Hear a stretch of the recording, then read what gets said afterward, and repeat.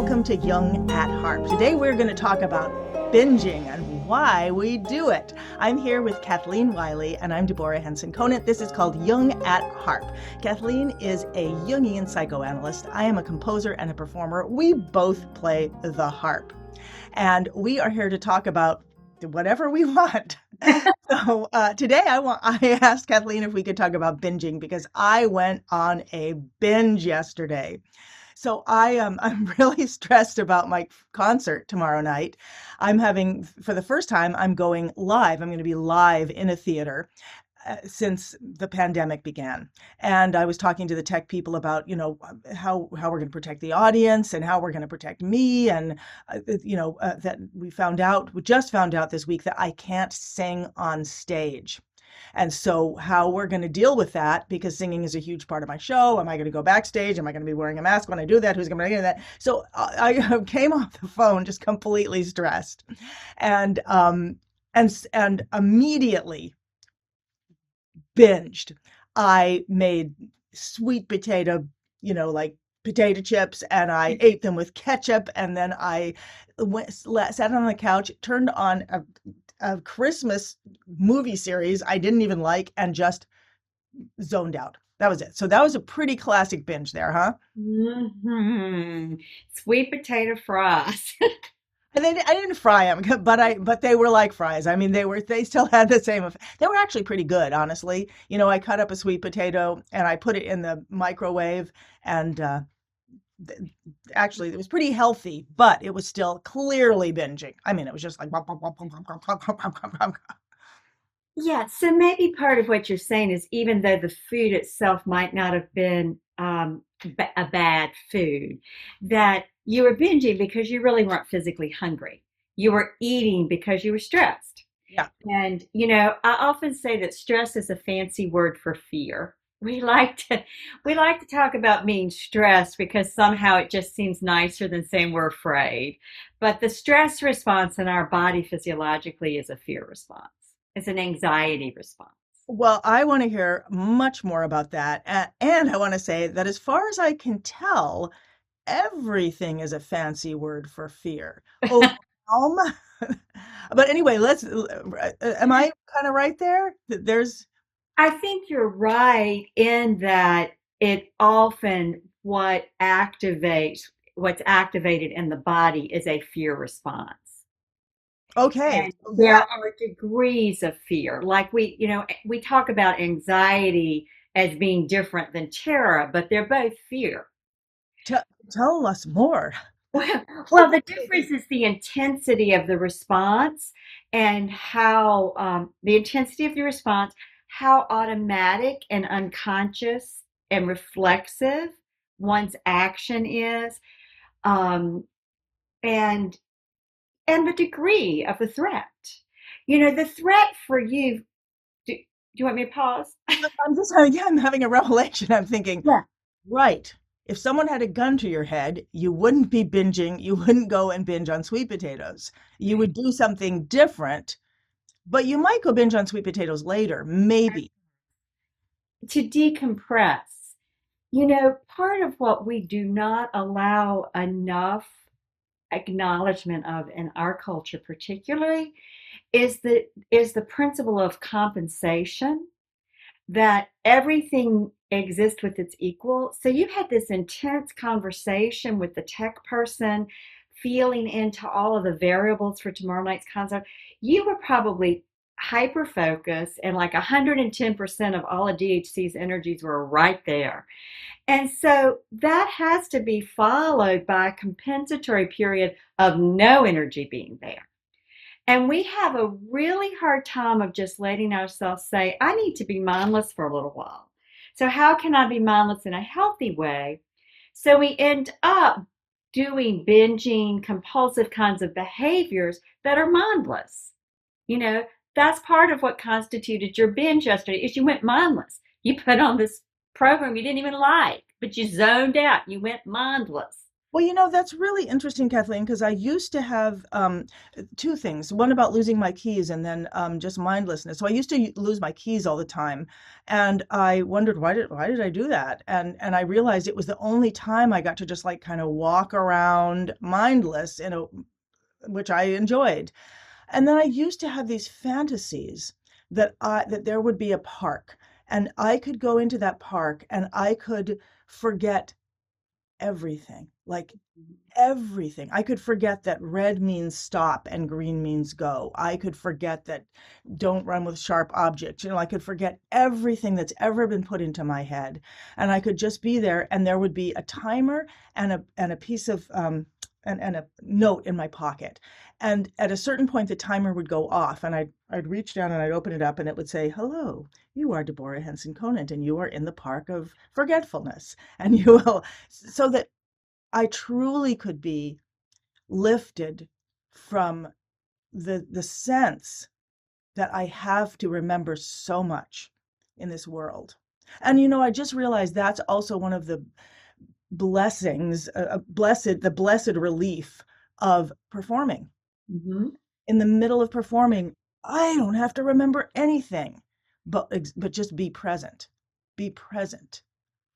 Yes, yes. And so I'm thinking as we're talking, maybe there's a better word than mindlessness because I do believe kind of what is needed in that compensation is a mindful letting go.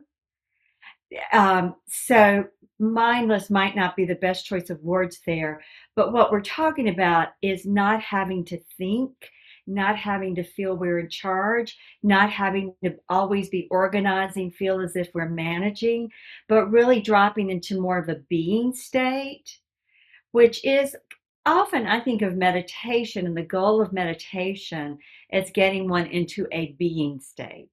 And that mindfulness actually has a lot more to do with the being state than the thinking state. Yes, and I'm wondering, I'm thinking about the binging thing too as well, as if it feels as if I'm being taken care of, Ah, yeah. which is a very which is an ability to sink into that. Well, for all of us, food is comfort. And food is one of the first comforts we have as an infant child. Being held, being fed, being changed when our diaper's dirty. I mean, these are the basic pleasures of infancy. Right. And the generosity of it in the sense that we are being given to and we're yeah being taken care of. I don't know why it reminds me of when I was 7, I fell out of a tree and I just really just I was just all anyway, I fell out of a tree Mm. and I think I had to walk home like this because I couldn't even put my arms down. And I remember just being stoic and getting to my house, walking up this long driveway and then my mother opened the door and I just lost it. I just burst into tears. And and I think I may live life that way sometimes, like I'm walking, like just holding on and holding on and holding on. And then in a moment, just looking for a moment when I can um, and Let I, that. I I hear you about meditation, and I just have to admit, meditation is not as much fun as binge eating and binge watching. I'm just going to say that right here, at least the way I do it. Why? Why is it more fun for me to binge eat with anything with ketchup and and uh like have that I mean, I just laid down on the couch, put this thing I wasn't really watching, and I put it on the double speed or something. Like I didn't even want to watch it. I wasn't. And why is that so much more fun for me than meditation? Well, it may have something to do with it. You associate that with being comforted, and you don't necessarily associate meditation with being comforted. Also, the binging gives a much more immediate kind of distraction from the feeling of overwhelm or anxiety or stress, Hmm. whereas meditation actually requires being present with it and dropping down below it. So I think that that's it. There is a mindlessness in the binge that isn't there with the meditation, which requires a mindful being and a letting go. Right, right. It's almost like I'm a little kid saying, I will not take care of myself. Like, I will not do that. Yeah, and sometimes we get into those places, and there is this, it is a whole interesting mechanism how unconsciously the destructive energies can interfere with our doing the very thing we know is the thing we need. And, one of the things that we all have to figure out a way to get to know are the destructive energies in us because we all have them. I mean, Freud talked about it as the death instinct. Jung says everything exists with its opposite, so the impulse to creation exists with the impulse to destroy. They're traveling buddies. We see it in our body with metabolism, you know, Oh, with I mean, we tear things down, we build things up. Destruction, creation go together. And you were in a high created period yesterday. So if we play with it with that paradigm of the opposite, then what needed to follow was some kind of destructive energy expression. But we don't ever talk about how do we do that creatively. You know, Maybe the mindless thing that would have really shifted your energy would have been to have gone out and dug in your garden. That doesn't require a lot of thinking or focus. Maybe not. no, I mean, maybe there's something, there was definitely something fun about, the, incessant eating of, these huge chips with, ketchup. I'm disturbed because my other computer there is just making lots of noise. I don't know if it Okay. could be heard, but anyway, so there was something fun. Just trying to, and I did feel, when I came out of it, like, and I've felt this my whole life, that if I go into one of these, I used to call them debauching, and I Mhm. would just go into this big debauch. And I did feel that I came out the other side renewed in a way, or ready to work again, or ready just somehow. I mean, what is the downside of binging? What is it if we didn't feel bad about it? And I actually didn't really feel bad about it. Um, but if we didn't feel bad about it, what is the downside? Well, maybe there is no downside if the binge doesn't happen so often that you become overweight or it hurts your health. Oh, so there's no necessarily immediate problem to the binge. Right. I mean, the binge, I mean, really what you're saying is you binged in a very controllable way because you ate something that was relatively healthy and you zoned out on the couch and you were a couch potato in front of the TV for a little while. That's different than somebody who might have eaten a whole apple pie who's diabetic, who was going to then have a blood sugar drop. I think that everything is relative. And, what you're talking about is fun.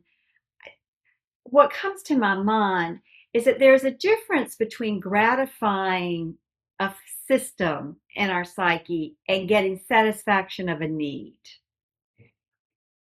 And satisfaction of a need is lasting. Gratification of a system, nothing ever gets resolved. So maybe there was something yesterday for you that was the satisfaction of a need. Can you talk about the satisfaction of a system more, or a gratification of a system? What is that? Well, for instance, the French have a word jouissance, which means dirty little pleasure. There's no real equivalent in English. And it's where there's a bit of energy that gets, let's just say an energy that's supposed to flow outward turns back in on you in some way, but there's a little bit of pleasure associated with it. So it can be fun, but it never gets at what's really needed. Well, could you give an Um, example, or a couple examples? oh gosh. Okay, and what's it? What was it again? Dirty little, Jouissance, like a dirty little pleasure. dirty. Um, you know, for instance, I'm going to have to think. Let me think about examples because got a couple of things going through my mind, but I don't know that those are the ones that we want to go with this morning. Well, I think when you said before the idea of something that you want at your like someone who's eating a pie who's diabetic, and when you said dirty little pleasure, I imagine someone having something in their pocket that they know is actually destructive to themselves physically, and yet it just kind of comes out, and it's a tiny little thing that you just like.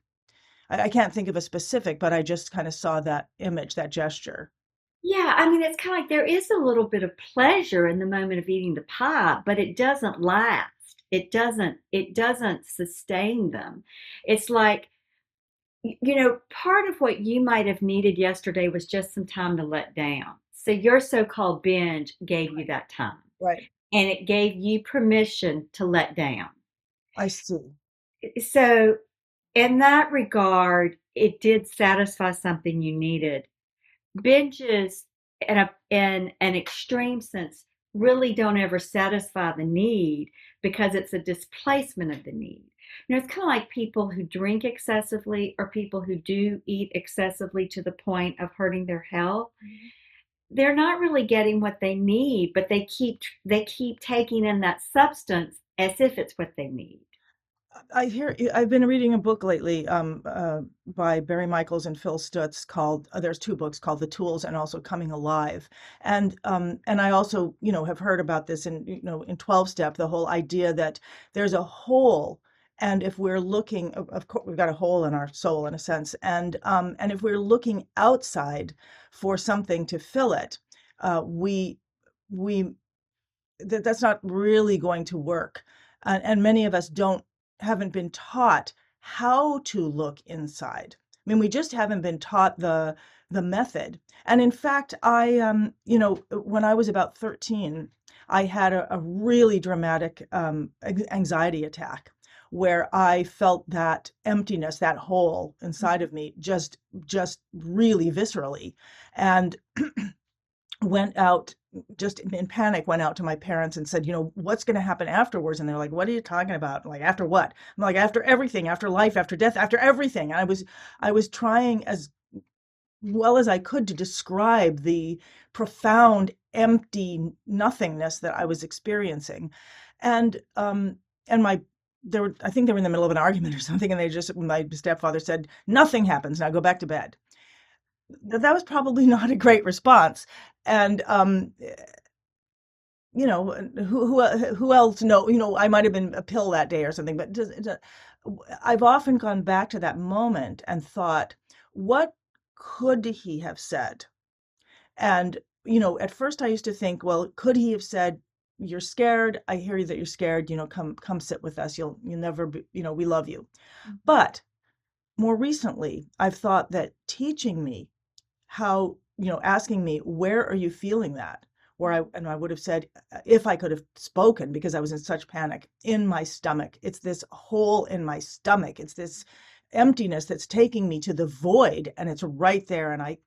And if he had said, okay, you're not going to get anything on the outside. There's nothing on the outside of the world that can fill that hole, but the hole itself, if you go into it, will take you to the one thing that can fill it. Mhm. I wish he'd said that. Is that what you're talking about? Absolutely. That what fills the hole is the connection to our larger self, and that we do have to learn how to hold on to that. Every now and again, a child figures that out early on in life because someone around them steers them in the right direction. But more often than not, parents have their own holes, so they don't know how to teach their children to connect with the self. Containment is so important, and containment is being held. And, our skin contains us, and we need an attitude that contains us. We need to be able to respond to ourselves with compassionate presence because that contains us, you know, and we again don't get taught how to do that. And so we try in all kinds of ways. Yesterday you tried with your sweet potatoes and your TV, and it worked, and it didn't cost you anything. It didn't hurt you physically, it didn't make you sluggish. That's different than if you had the sweet potatoes and then gone on to the pie in the refrigerator, then maybe made a big plate of spaghetti, then and really done what is truly the classic binge, which is, you go on. I mean, I've heard people who eat 9 candy bars at one time, I could do that. to try to. That's a true binge, yeah, and that does have a negative effect afterwards. I mean, So,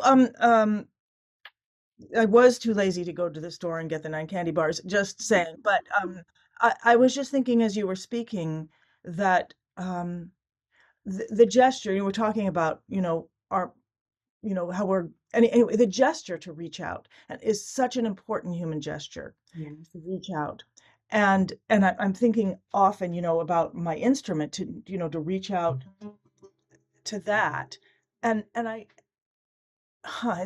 really interesting because just the night before, I had discovered that I could play a song that I really love. And it was also, I think it was the day after my birthday or something. Anyways, I had just learned, I'm just so reaching out. I had learned to play this song, now out of the night, new as the dawn, into the light,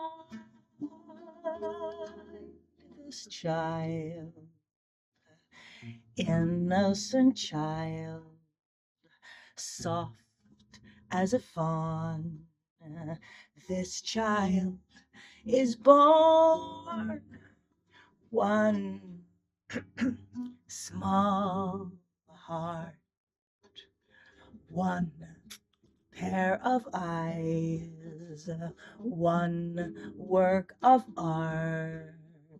Here in my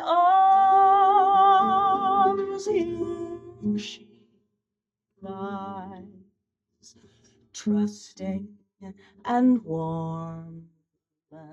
Blessed this morn, a child is born. And I've always loved that song. beautiful. I was playing around with those chords and realized that in a way I was reinventing that song for myself. I was taking myself to that song. And for hours I played that song over and over and over again. And whenever I got to this part, one small heart, one pair of eyes, one work of art. Here in my arms, here she lies.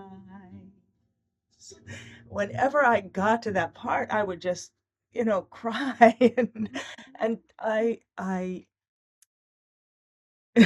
just realized I'm just realizing the context, of the binge a little bit more. Um, I mean, I had woken up on my birthday, feeling like, wow, this is going to be the greatest year of my life. And then I was really thinking about, being born and what that was like and all the promise of a child being born. And then what happens, um, the disconnect that happens, the promise of connection, the promise of the world, and then the discombobulation. Yeah, it's really a beautiful, beautiful song. It's just fabulous. But you led into the song talking about the reaching out, Right, and reaching out to the instrument, yes. reaching out to the instrument. And infant toddlers naturally reach out. They put their arms like, take me. We Yeah. have a new puppy. She does the same thing. She jumps up on, she puts her arms out like, take me, pick me up, love me. And, we too quickly sometimes learn to not do that because we get rebuffed or we get shamed for reaching out or we get ignored or we get told to go back to bed. I mean, and um and it's through no fault of anybody's. I mean, the circumstances make some of these things. um Life isn't always easy, and there's a lot, as we know even today, to deal with. So that power of the preciousness of life and the preciousness of that young child in us all the time reaching out to us to be held, to be comforted, to be seen. I mean, in truth, what any of us need when we're scared, overwhelmed, stressed, whatever word we want to put on it, what we need is we really need to be able to reach to that part of ourselves and say, it's all going to be okay. We don't have to figure this all out. We're not in charge. It's all going to be okay. And sometimes we need somebody else to say that to us. We need somebody else who can hug us and say, it's going to be okay. This is all going to go. It's a live show. It'll be a live show like every other live show. Something will happen. We'll deal with it. Well, yes, although I must say in this case, I am concerned about my health. I mean, I, this is not just worried about a show. This is worried about has we thought a lot about how to make sure that the audience would be safe and the distance and but we hadn't really talked about how to make sure that the one person who's like breathing like crazy is gonna be safe. So that's a greater concern to me. Yeah, I didn't realize there were going to be people in the auditorium with you. I was thinking it was, yeah. Well, yeah, there is there some do There was a deer. This deer came by and stopped and looked in the window right at me, which has never happened before. So I think we just got a messenger from the great beyond. that's wonderful. Yeah, she stopped and she just looked in the window and we had eye contact. So Well, she probably read the Facebook message that said that we were going to be meeting at Harp. she showed up. I forgot my phone, but I'm just going to be there live. Yes, there's going to be a there's going to be a very small live audience because we found out after we scheduled the concert that the guidelines had changed, at Mm. least temporarily. And so we opened it up and, like very little, like less than 20% of the audience, seats. But I hadn't thought about, and then we found out that I can't sing on stage. So in order to sing, I'm going to have to go to through the part of the theater to someplace. And then, but I hadn't thought into there's going to be other people. Anyway, we just hadn't thought through the whole safety of me doing that because this is the first time that there's been a live audience and a live performer in this space since the pandemic started. But you will be the only singer. That's correct. Okay. That's right. I'll be the only singer. And I hadn't thought about the fact that singing puts out, I mean, I knew that singing puts out, but we're also breathing in without a mask when we're a singer. And so there's that as well. So anyway, that was, how do we get back to that? I wanted to, this idea of reaching out and reaching in. Mhm. So, and why it is different when we're reaching out to someone else or something else. So I certainly wasn't taught at this moment of anxiety as a child how to reach in. But I was taught every single day how to reach out, whether it was reaching out to an instrument, which has been, I'm really glad I was taught that because I can sit down and reach my soul through that. but I certainly wasn't taught to do that through meditation or through imaging the fear and the hole that the fear creates and moving into that. So, can you talk a little bit about, I mean, what's the difference between reaching out and how can we? I mean, they say that if you look into that emptiness, it will stop being empty. You'll realize it's looking back at you. And yet there's something about the human, the touching. I mean, this isn't human, but it does touch back and sing back. Yeah, part of what I was went through my mind when you were talking about the reaching out or the reaching in and the binge, and you were saying that, the binge was fun yesterday, that a part of you really wanted it, is we very quickly learn how to ignore the part of us that's reaching out for comfort and to just be seen. I mean, the beautiful thing about the expressive arts, whether the expressive arts instrument is a literal instrument like a harp or a drum or the fiddle, or it's painting or it's drawing or it's creating a collage, is that those are tangible ways of bringing out into the outer world what's going on internally that we can't see and we may not have words for. Because, like when you were 13, you really didn't have the words to convey what you were feeling.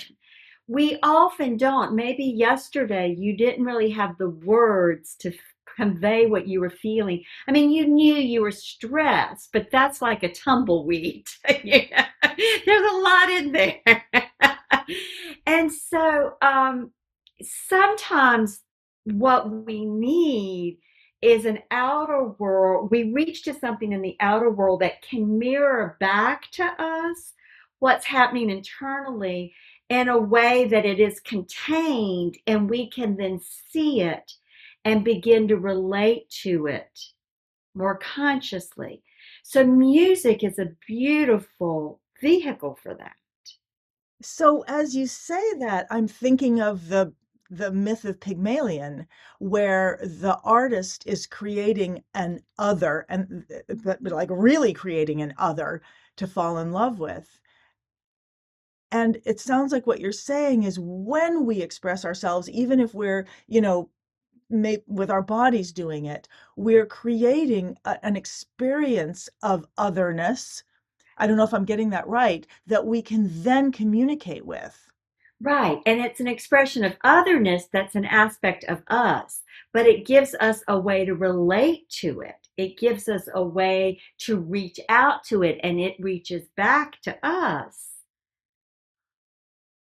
Oh, The source of a lot of binges is an emptiness that is like a tumbleweed. There's so much balled up in it. People really don't know what they're feeling. They just know they feel hollow and uncomfortable. so what I'm hearing you say is that we have only learned a tiny ways to reach out to ourselves. Like when we binge eat or when we binge watch, we it's the gesture of reaching out, of Mhm. having another, like, here, let me give you these sweet potatoes, or here, I'll yeah, watch this. And we just haven't learned, or it didn't occur to us to reach out to one of the other myriad ways that we could be reaching the other of us to us. So we talked about the shadow last week. Mhm. Does the shadow come in here at all? Is that the other? Is that part of the other? Well, the shadow is our personal unconscious, and we all have a personal unconscious, and it's always with us. So you had a conscious idea about your binge, and then there was an unconscious motivation for it. So those two things are traveling buddies. We also have an idea about what we're doing, and then there's an unconscious reality of what we're doing. And so there is always another side, again, the principle of compensation. So one way we might say it, it's whatever is in the hole that once you go down, you really find yourself.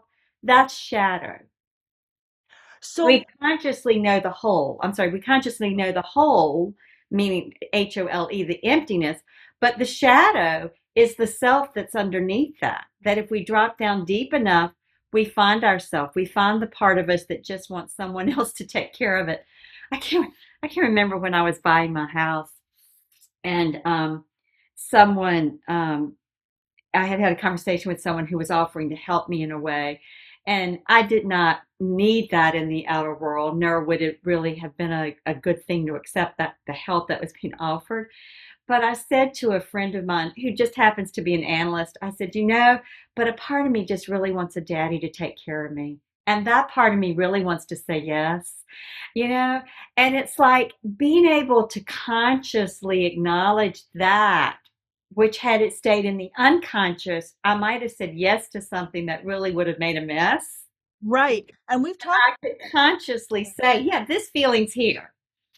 we've talked about that in terms of talking about the path to change is awareness, process, and relationship. And it sounds like that was an awareness, was what you Yeah, just talked about.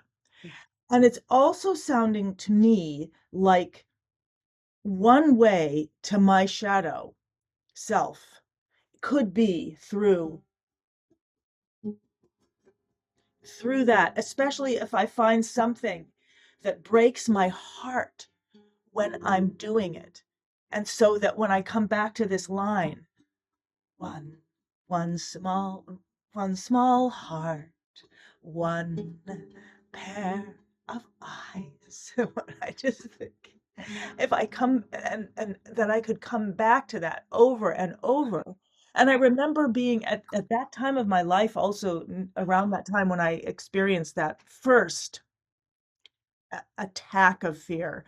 I remember having thoughts that would bring me to tears and thinking, don't think those thoughts. That's unfair. That's not fair. If you can't cry without thinking that, you shouldn't be crying. So I was actually, like trying to manipulate myself but what I'm thinking is that now I do want to bring myself to tears. I do want to go to that place. And that one way to get there is through, I mean, the harp is, I get to touch and I get to, there is an otherness there.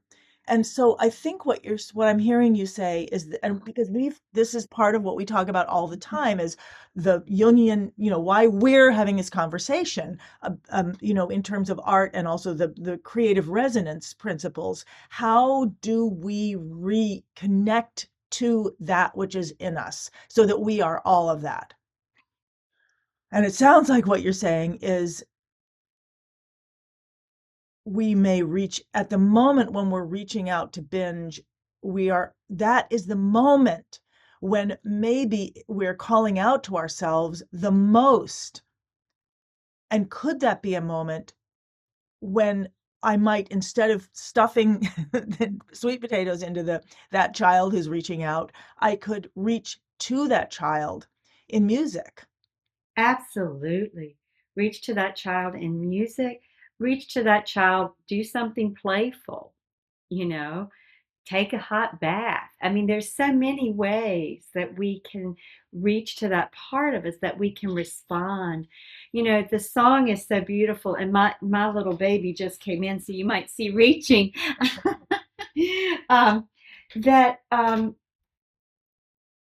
the song that you're singing about that one life, that one heart, those little eyes, it just really is a beautiful honoring of that young, vulnerable part of us Mm. that is just pure life, and just showing up to be who they are and to be with us, and to really honor that in ourself. You know, we don't like to acknowledge our own need. We don't like to acknowledge our own neediness, that we need each other. We need comfort. We need reassurance. We need to know someone's got our back. You need to know the people at the theater have your back. They're going to help you stay safe. Right. And often the things that we do that are seemingly fun but have a little destructive tinge to it are because we really don't. Our need shows up and we say, go back to bed. Leave me alone. I don't want to have to deal with that. And it feels easier and fun to go with the binge than to respond to the need, because to reach out to get our need met, either with ourselves or other people, means we're going to have to go against all the historical experiences from when we did that. We got ignored, rebuffed, slapped, shamed. So what makes it hard is that somewhere there's this filter from historical experience that says you can't do that. Oh my God, something might happen. So we go do the fun, easy thing. Well, I'm thinking as we're talking, I'm thinking about also the flavor that in this chord, there's this flavor, and there's this flavor in the sweet potatoes with, ketchup on them. There's this amazing sense of, I'm just going to say it again, flavor that I fear that I won't get. Like I was thinking, well, I could have called somebody up and, like just bitched about it. But that wouldn't have taken me, that wouldn't have, and it wouldn't have had the flavor of the richness of bringing something in. And and and I'm wondering, if I could have, cuddled with somebody for, a while, maybe that would have brought the flavor of a human voice, the flavor of comforting sounds. But that's not possible right now for me. I mean, I haven't been hugged in months, 7 months probably, because I'm not in a relationship and we're in a pandemic. So I'm thinking about how, yeah, I don't know. I'm just thinking about that flavor too. And again, we're just wondering, um, Well, I think what you're saying is that the flavor is connected to a sensory experience. right, yeah, And it is true that our physical senses need to be satisfied. And if we go back again to the infant child, the satisfaction for the infant child is all through physical senses. right, Being held, yeah, being fed, the smell of mother and the familiar smells, the sounds of the voice, the sounds of the instrument. It is all physical. And so much of what we do in our culture today it doesn't involve the flavor of the physical senses. right. And so it makes perfect sense to me that if I'm wanting that the choices that I made were actually very rich choices. And so having the richness, like having a conversation with a friend on the phone where you were sitting in your backyard amidst the flowers and in the sunshine, if it was a sunny day, Right, right, having your favorite cup of tea right, might have gotten you to the richness. But just standing in the living room calling and bitching was sweetness. right. So that there is something of the sensory pleasure. Right. And thank you. I mean, I feel like one of the things that I just got to in this conversation, is bringing back to creative resonance, which Mhm. is, creativity. What does it get you? It doesn't really, I mean, people are always saying, you're one of the most creative people I've ever met. And I'm like, great, so what?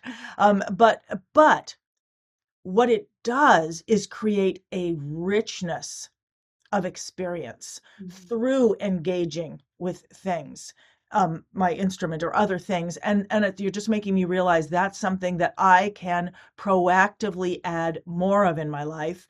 And and I can even add it to this experience that I'm anxious about. I'm anxious about what's going to happen tomorrow and health wise. And I'm not sure how to add richness to that, but I can go just be as prepared as possible. I'm not really sure how to go into a possibly unsafe situation. I don't. I mean, nobody's being unsafe. I just haven't been there. We just haven't done it before, and there's enough going on in other in their lives and my lives that we can't. We haven't worked out a plan yet, an exact plan. For me, for the audience, absolutely, the plan is very clear. Right. And they'll all have on masks. All of the Yeah, people around you will have on masks. yeah, right. But But it's hard to sing with the mask on. yeah, correct. Like that. Yeah. But anyway, we'll figure that out. I think what I'm really getting out of this is that just happened to be the trigger. It was the trigger at the moment. It was a trigger in a period of time, you know, that will be over at some point. But what we're looking at is when anything happens that we feel unsafe for whatever reason, which can happen a million times a day, at some point we might just need to be mindless and feel that we're taken care of. And sometimes we will reach out to binging. And that may or may not be a problem, depending on how you do it. And I'm also hearing that we need the richness in our lives and that we can do that proactively. I Yes. don't have to wait until I'm having a birthday or something like that to reach out and sing this song. I can sing it all the time, and I can look for other little tiny bits of music that give me that feeling Yes. of richness and Yes. flavor. And whether I have you don't have to have an amazing technique to do that. I mean, literally, that's like very few notes, and it brings the richness of that, the harmony of that piece. There may be other ways in my life as well that I can get that richness. I don't have to be Picasso to play with art. I don't have to be Isadora Duncan to move my body. Right. I can be very rich in my life from from creative pursuits. Yes. And ultimately, what we all want and we're all seeking is to feel the conscious connection to the richness of our soul. And all the things we do that are destructive are because we don't feel the richness, and somewhere we're afraid it isn't there. We're afraid that it isn't there, so we distract ourselves. We do things to give momentary pleasure. But what we really are after is the satisfaction of the richness and the fullness of our whole self. And reaching out, whether it's to the harp or another instrument, or reaching out, sometimes I bake, I love baking, or reaching out to my little puppy or your cats, or, reaching out to just meet the deer who happens to show up, consciously. Those are the things that allow us to feel the richness of our own soul. Yeah, and as you were saying that, I thought it's something I've never done before is reach out and just ask someone to sing to me. Wow, yeah. Not as an operatic singer, not as a performance, but as a human way of sound, Yeah, but isn't that something our mothers, I know your mother sang to you, my mother sang to me. I right? still sing these old Baptist hymns that I think the theology's so bad, but they give me comfort because they take me back to being with my mother, who, when we sang them in the car together, you know, um, sometime in the last couple of weeks, John came home one night and he said, "Will you play the harp to help me settle my mind?" I immediately sat down and played. I hadn't played the 3 nights before, but we can reach out and ask, and we can ask people we're with, and if we're not with someone, we can ask ourselves. We have a lot to bring, to offer ourselves in those moments where the emptiness hits or the overwhelm hits or the fear hits. But we have to remember that. We have to remember, because often what happens is the moment the fear, anxiety, or overwhelm hits, people feel as if that's all there is.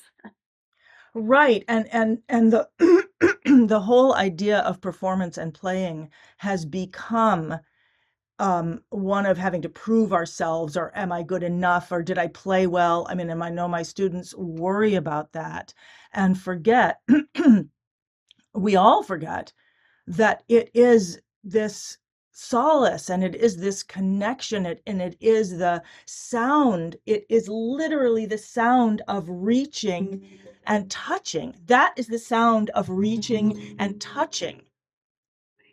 And that confirms our humanity when we do it, and it can confirm it to each other if we're hearing that reaching and touching. That's right. That's right. Wow. All right. So we started with binging. We realized that there's a fear and that there's an emptiness. And we talked about that when we binge, we're often reaching out. And we've talked about ways that we can reach in that we may not have been taught to reach in and bring out. And I would like to say, as a takeaway for everybody, and to me, and also to you, is that the next time the anxiety, overwhelm, emptiness, whatever that feeling is, kicks in, and we kind of go into like, the binge mode, that let's just give ourselves 5 minutes, and we can set the timer on the stove or our phone or whatever, give ourselves 5 minutes to just reach into ourself, however we do it, whether it's just with breathing and listening, or it's sitting down on our instrument to just play whatever our hands want to do, or it's getting a pad of paper and doodling, that we give ourselves 5 minutes to reach in to ourself in some way. And then at the end of the 5 minutes, when the timer goes off, then check in and see what you want to do. That's beautiful. And as you were speaking, I realized that everything, every song, every drawing, every physical movement is a doorway, is a window into ourselves. And so I'm thinking about my show tomorrow night, and I'm thinking that I want to approach every piece as a window. And I'm thinking of that deer looking in your window, that there are many windows, and there are many windows, many places to look in.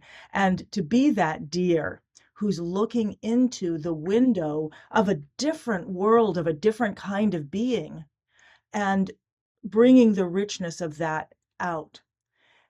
And I'm going to think that whether I have a pencil in my hand, or whether I'm moving, or whether I'm playing, or whether I'm singing, that I am reaching into another world. And if I'm on stage, that I'm doing that in front of other people, simply so I can be that window for them. Yeah. So you mirror something in them and they connect with it because you mirror it. Yeah, because in a sense I'm out of the way, because I'm opening the window, or whatever, so that Yeah. they yeah. Thank you, Kathleen. Thank you once again. And I'm going to go over to Facebook to just see if anybody's there, but I'm going to end this session. And thank you. This was just a beautiful arc, a beautiful journey, and I really feel the flavor of it. Yes, the richness. Yeah, I do. And I look forward to your show tomorrow night. Okay, thank you, Okay. Kathleen. All right. So thank you, everybody who was here. I'm going to end this recording, but I'm going to go over the Facebook broadcast to just see if anyone's there with questions. Bye, Kathleen. I'll see you next week. Visit jungatharp.com for show notes, contact links, and to follow the ongoing conversation. That's Jung, as in Carl Jung, the famous psychoanalyst, and harp, as in the many-stringed instrument.